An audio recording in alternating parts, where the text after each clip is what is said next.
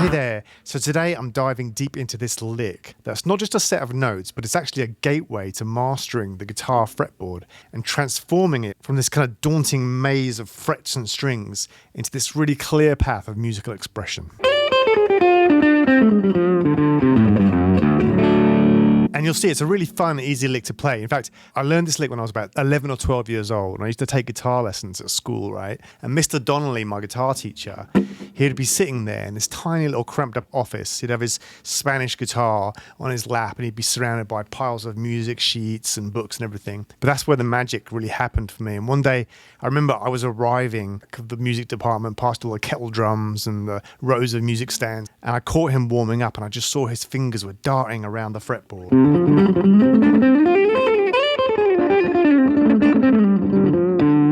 And there was just such speed and grace, and it just sounded mesmerizing to me. And I remember saying, "Show me that. I want to learn how to play like that." And so he did. He showed me this exact lick.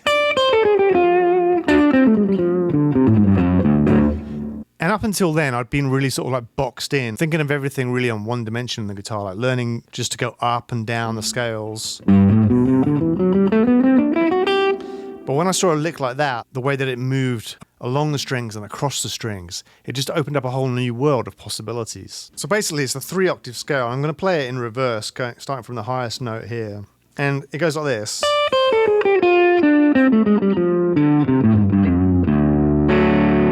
One of the ways that you can look at the guitar is actually by dividing it into 3 different sections: your bass, your middle, and your treble. And the way that you can look at that is the 6th and 5th strings are kind of like your bass strings, and then you've got the middle strings on the 4th and 3rd, and then you've got your treble strings on the 1st and 2nd. And if you look at the guitar like that, what it does is it kind of breaks it down to make it very kind of symmetrical, because you're looking at it in kind of pairs.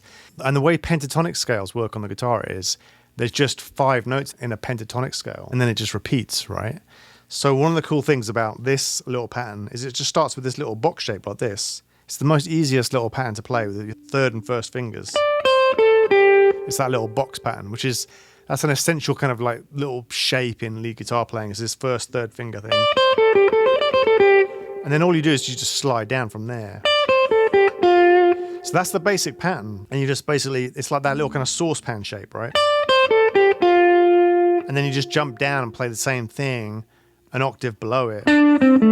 Exactly the same pattern. And then you play it again. Right? So that's the basic idea there. It's a pentatonic scale. You got your root note here, or your octave, your root. Then you got a flat 7, and then you got the 5th, the 4th, and then the minor 3rd, and then it just repeats. Now there's one extra note that we're adding in there to make it a 6-note scale or a blues scale, and that's the chromatic note, and that goes like this. So you start on this note, the E. My guitar's actually tuned down, so this is a D, but you can just follow along. Just if you're playing along, I'm tuned down a whole step, just because I use this guitar for kind of the deeper sounds. So I'm starting up here on fret 12, on this D note. And then you're going to walk down to the flat 7. And whenever you're learning scales, it's really good to think not just about the notes and not just about the shapes, but also really think about the intervals. Because that's really the unlock for me with music, is understanding the weight of each of those intervals. Like the sound of a root is it's very solid. It's the home note, right? But then the sound of a flat 7, it has a certain distinctive flavor. It's got the sound of rock and blues is in that. That's the sound of a flat 7. It's just got that grating kind of sound where it wants to resolve. And then you got the 5th and the 4th, and they're very stable sounding consonant notes. You know, and then in between those 2 notes though is this flat 5 note, or the diminished note, and it's got this awesome sound. It's got kind of a bluesy, dissonant sound. So, and then you walk down to the minor 3rd, and the minor 3rd's got that cool, heavy sound to it.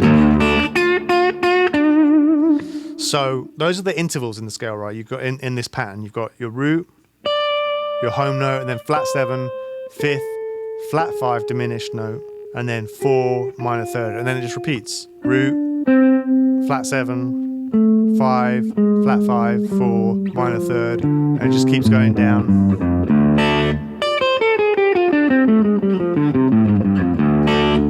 Now, so when you break it down to those 3, the treble, middle, and bass, you can see the pattern's really easy.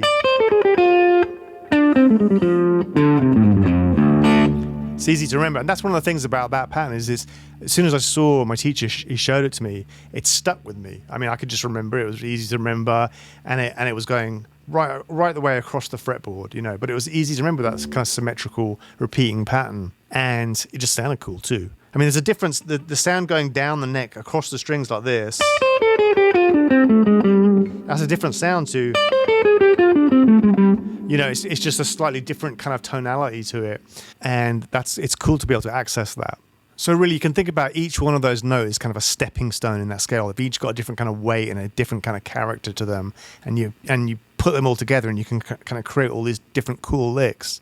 So one of the things you can do as well is once you know how to play it going backwards, you can play it going forwards as well. And, you know, when you just play it like that, it can look confusing until you go, okay, it's just this little pattern. Just that little saucepan shape. And then with the chromatic right there. And it repeats. And then it repeats.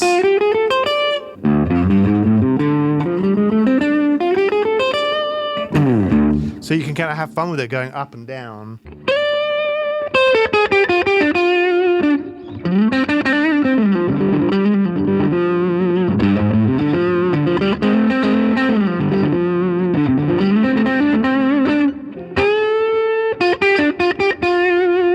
So yeah, so really sometimes it's just some of the simplest things, just like learning that little shape. But once you've got that shape, there's so many things you can do with it. You can just go, you can turn it inside out, upside down. It's kind of fractal. You can pull it apart and find all these amazing licks within it. So that's my little 3-octave pentatonic story. So I hope you have fun with it. And don't forget to like and share and subscribe. Give us a comment, ask questions, let me know your thoughts on this. And remember, turn it up.